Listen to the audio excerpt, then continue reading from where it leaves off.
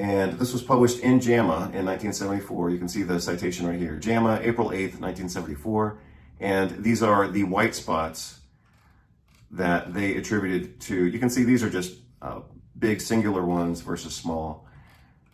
These are the white spots that they attribute to zinc deficiency, B6 deficiency, or protein deficiency. So let's go to this article in The Lancet, and then I'll talk about the two other clinical studies. And that'll be the end of this particular video.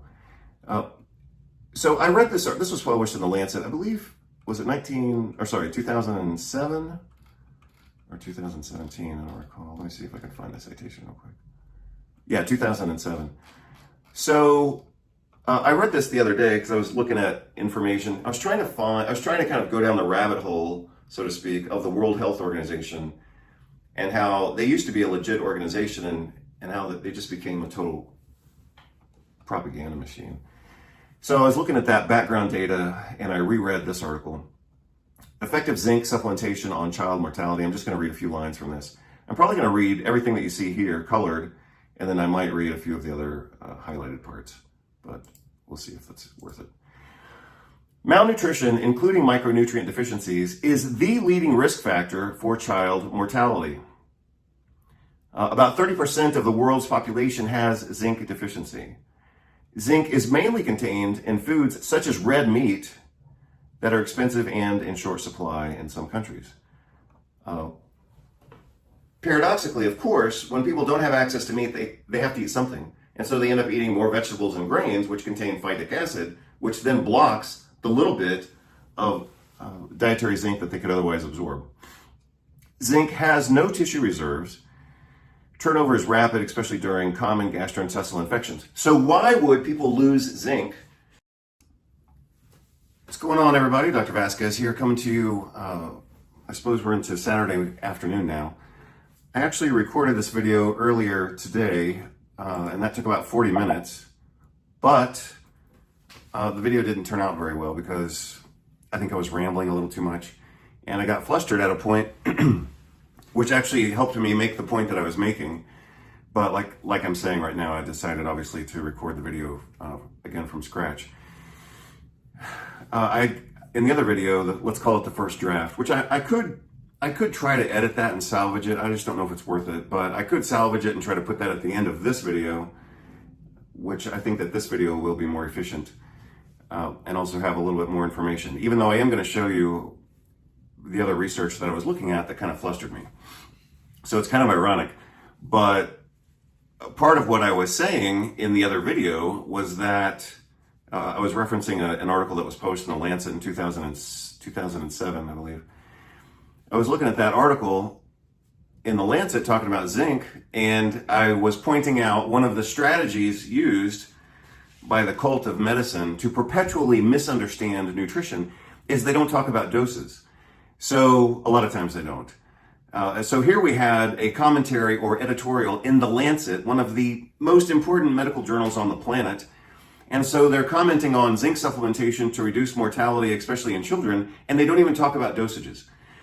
So like I've said before, and as I just mentioned right now, that's one of the strategies used by the medical cult to perpetuate ignorance and confusion about nutrition is they give half the story or they give part of the story, but they never give you data that you can actually use. Well, I shouldn't say never, but a lot of times they omit the parts that are important. So in this case, and I'll show you the article in just a moment, it's a commentary or editorial in The Lancet talking about childhood mortality due to zinc deficiency. I mean, this is a huge topic. This isn't talking about like something small. You're talking about a condition that affects 30% of the global population, zinc deficiency. And it has a direct impact, I should say, on mortality from infectious diseases. And they just talk about it like, oh yeah, this is whatever. And they don't even talk about dosages. Well, obviously, if they're going to talk about dosages and clinical benefit, they could put one sentence in the damn document that talks about dosages so we could know what the hell they're talking about, and so that we could implement the treatment that they are discussing. So for example, if they're talking about the importance of zinc supplementation to solve zinc deficiency that affects 30% of the global population, And that has a direct impact on childhood development, gastrointestinal infections, respiratory infections, pandemic infections, these things that are important, intellectual development as well. They could at least talk about the damn dose, but they don't even talk about the dosages. They could say 10 milligrams, 5 milligrams, just say the damn number. No, they have to keep the topic confused and they have to keep it vague. No one can evaluate, or let me say it this way, because I am going to say both. No one can implement the therapy as discussed in the article if they don't talk about the dosages. Furthermore, no one can evaluate the quality of the research if they're talking about risks and benefits if they don't talk about the dosages. So what if they say zinc works great? Well, if that's true, then we need to know the dosages. What if they say zinc doesn't work? Then we still need to know the dosage because maybe the dosage was too high or too low. So I guess I'll go ahead and make that point right now because I did make it in the earlier video. If a person is zinc deficient and you're going to treat them with zinc supplementation and if you don't give them enough zinc, it's not going to work. And so that would be a therapeutic failure because of a dosing failure, right? So if the dose is inadequate, the response is going to be inadequate, and the conclusion will be that it didn't work. But maybe the problem isn't that it didn't work per se, but that the dosage was too low. That happens all the time in nutrition research because that's a strategy used in nutrition research by the medical mafia, or whatever you want to call them, to make nutrition not work. So they just underdose. They do it with vitamin D all the time. They underdose, and then they say, oh, well, we didn't see robust results. Well, again, focusing back in on zinc, if they're going to talk about what's the appropriate treatment, we need to be able to know what that appropriate treatment is, or if it didn't work, we need to be able to evaluate what the data that they're presenting. So as I started to say, as kind of a subtopic to the topic of dosing, specific to zinc, if a person is, so I guess this will be their zinc level, and this will be their immune function. If the zinc level is low, their immune function will be low as well. They will be immune suppressed simply because they are zinc deficient. Now, if they have other deficiencies like vitamin A and vitamin D, obviously that's going to make things worse, but let's just focus on zinc for this conversation to the extent that I can focus on that. So they're zinc deficient and they're immune suppressed. If you give them a reasonable dose of zinc, let's say for an adult 20 milligrams to 50 milligrams, you will see that their immune function improves. However, if you were to give them too much zinc, like let's say 200 milligrams, let's give them 200 milligrams because that's a robust dose to prove whether zinc either works or doesn't work. What you would expect to see if they start out immune suppressed because of zinc deficiency, if you give them too much zinc, let's say 200 milligrams, what you're actually going to cause is a blockade of copper absorption, and that leads to neutropenia, which causes immune suppression. So that's why we have to know the dosages that are being used in order to evaluate this research. And of all journals in the world, The Lancet, arguably the most important, if we had to pick one journal on the planet to be, the example of medical research, most people would probably vote for The Lancet. They sure as hell wouldn't vote for JAMA, or they wouldn't vote for Archives of Internal Medicine, maybe the British Medical Journal, and the New England Journal of Medicine's it's just a tabloid anyway. So those are the top 5 medical journals traditionally in the world. So here we are again, looking at an article published in the most important journal on the planet, talking about a very important topic that affects 30% of the world population. And you're telling me they couldn't put the dose, they couldn't talk about the dose in the article? And that's just pathetic. So in my first draft of this video, I commented on that kind of spontaneously, and then I said, well, let's look at some new research. And so I started to go through some research that I downloaded just this morning. And lo and behold, the damn article that I'm looking at, even though it was a zinc study, it was a randomized double-blind placebo-controlled study using zinc, and they didn't even mention the dose. Well, that's pathetic authorship, and it's horrible editing and review of their review process.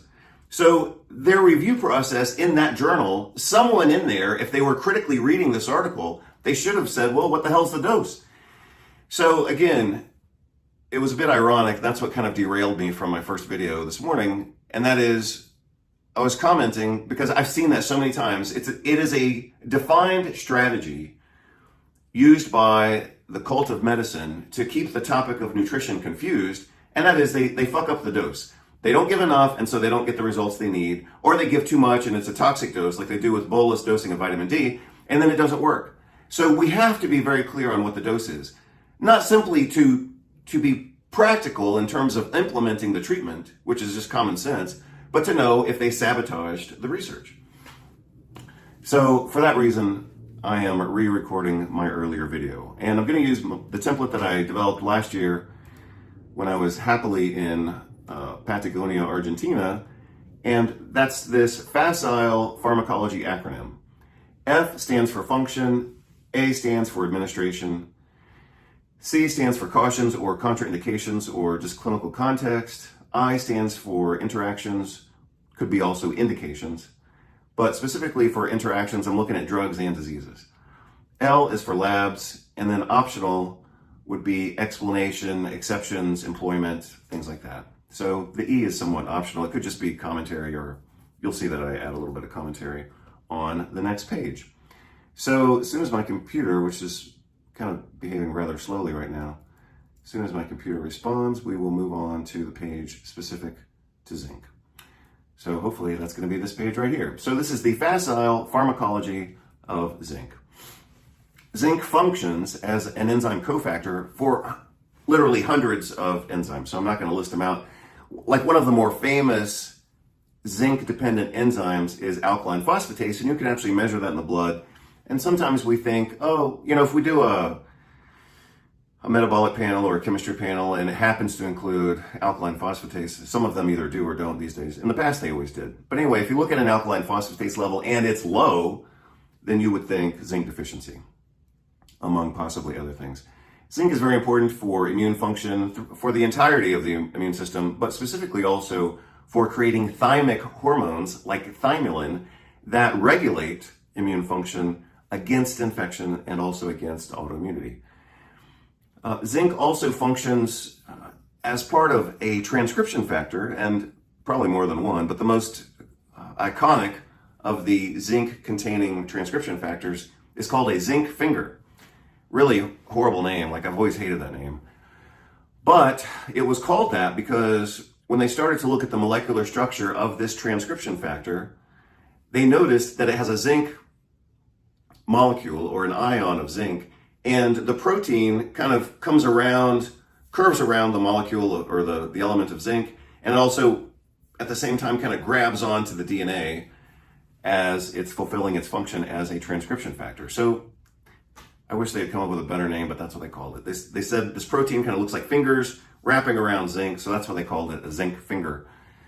And it's a transcription factor. Transcription factors control the expression of certain genetic patterns. So for those of you who don't know, in my earlier video, I spontaneously came up with a great analogy, and that is your genetic code is kind of like a book. But your body's not going to read, every cell in your body isn't reading your entire genetic code all at the same time. So for example, you all have an ear on the side of your head, and then on the side of your torso, you have a shoulder. Well, all of the cells in your ear, or that make your ear, have the same genetic instructions as all the cells that comprise your shoulder. But obviously your ear doesn't look like your shoulder. That's because during field development, the cells actually know where they are in three-dimensional space, and based on their location, they activate certain transcription factors which read certain sections of your genetic instructions. So let's say, in the entirety of your genetic instructions, you have a chapter that's called shoulder.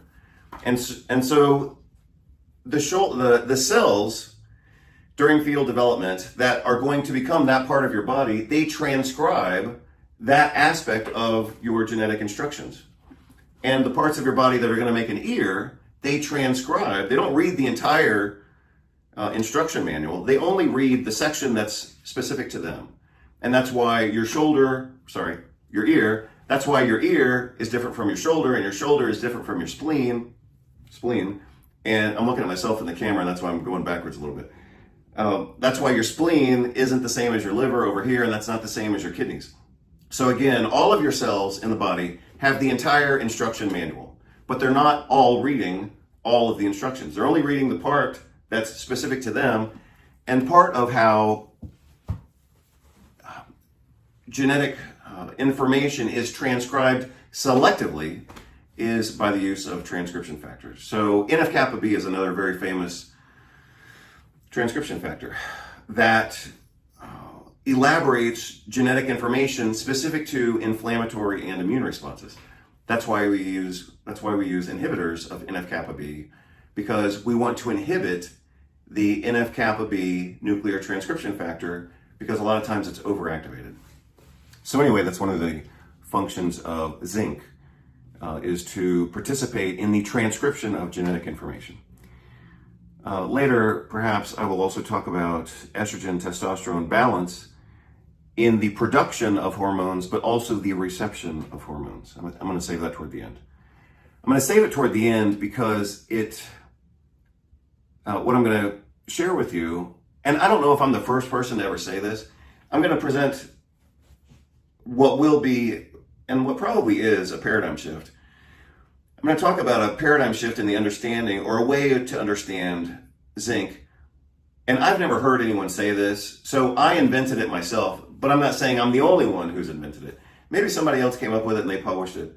I looked around a little bit to see if anybody had described it the same way I'm going to describe it, and I didn't see anybody saying it. So maybe I'm the first one to come up with this. It's based on pattern recognition in nutrition and physiology. And obviously I'm not the only one, working in this field. So I kind of want to assume that someone else has already said this, even though I did come up with it myself. Like I said, I came up with it myself, but that doesn't mean I'm the only person who ever came up with this. Maybe somebody else did it. But toward the end of this video, I'll give you a paradigm shift in the way that we could look at zinc.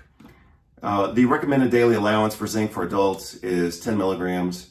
It's found in meat and blocked by phytate. So phytate is, the other name for it is what? No. Well, sorry, I don't remember the other name of it. Something related to inositol. So I wanted to say inoxitol hexaniacinate, but obviously that's not correct. But inositol hexaphosphate, that's what it is. Inositol hexaphosphate. Yeah, that's the chemical name for phytate. So phytate you find in grains, and meat you find in meat. So think about that. If the globalist agenda is to make everybody vegetarian and eating insect powder for protein, that's going to make the entire population zinc deficient, and that's going to increase the risk of depression, diabetes, and just weakness. People get weak when they're zinc deficient. I'll talk about that again toward the end. But if people aren't eating meat and they are eating more vegetables, they are therefore inclined to become zinc deficient.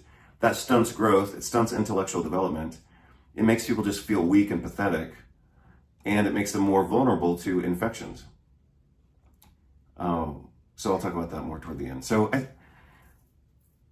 the irony is that the World Health Organization has published many times about the prevalence of zinc deficiency and how it contributes to infectious disease. But now that the World Health Organization is taken over by the globalists, now they don't even talk about nutrition and zinc anymore. And now they're trying to get people to become vegans or vegetarians who don't eat meat, which is the main source of zinc, and they do eat more phytate, which block zinc absorption. So it's almost like a conspiracy to make people zinc deficient. A genetic deficiency of zinc could be described, and the name of that is acrodermatitis enteropathica. So you could ask, well, how does somebody have a genetic nutrition deficiency? And in this case, it's not a genetic deficiency of zinc specifically. It's a genetic deficiency in the ability to produce picolinic acid in the gut, which is necessary or very important for the absorption of zinc. So these people, in their homozygous genetic status, if a person is homozygous for this trait, meaning they have two genes for it, they won't produce picolinic acid because of their genetic defect. And because they don't produce picolinic acid, they'll be severely zinc deficient, and the clinical disease is called acrodermatitis enteropathica. characterized by dermatitis, infections, stunted growth, and sorry, I'm trying to look around my camera. The other thing that we see, and this sounds kind of hokey, but it's actually true, and I'm going to explain to you how it happens. The appropriate citation for this doesn't have a lot of citations. It should have more citations. But I'll also show you another example of the same thing, thereby supporting the biological plausibility of this. So, in 1974, Carl Pfeiffer wrote an article, a letter that was published in JAMA, talking about how people with deficiency of B6 and zinc have white spots on their fingernails. I've seen that a few times clinically.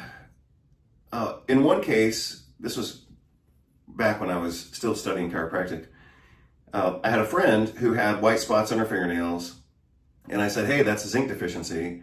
And she went to her physical therapist, and the physical therapist said, oh, no, that's not zinc deficiency. Those are collagen deposits. And I said, well, why don't you take zinc and see if they go away? And she did take zinc, and all the white spots went away in her fingernails. So I have to think that I was right in what I was telling her. In the article published in JAMA, 1974, by Carl Pfeiffer, I believe that's his name, their explanation was that when people are deficient either in protein, B6, or zinc, the body produces certain metabolites, and those get abnormally or preferentially deposited in the nails, and that's what creates the white spots. So that would be kind of like the biological explanation of that. One of the conditions for, I think out of 7 different conditions, but one of the conditions for biological plausibility is you should be able to see something analogous in history, or in the history of medicine, I was kind of thinking. But we should be able to look through the history of medicine and say, oh yeah, well, this is similar to that, or this is similar to that. So in the earlier, I don't even see this, I can't even find this on the internet anymore, so that tells you how old this is or how it's been kind of overridden by new information. But in some of the old nutrition and medical pathology books, they talked about something called a flag sign. And you could see that in the hair of severely malnourished children. Typically, it would be a child who had dark hair, and they would have a band in their hair. Let's say their hair is growing out and their hair is like this long or whatever for people who have long hair.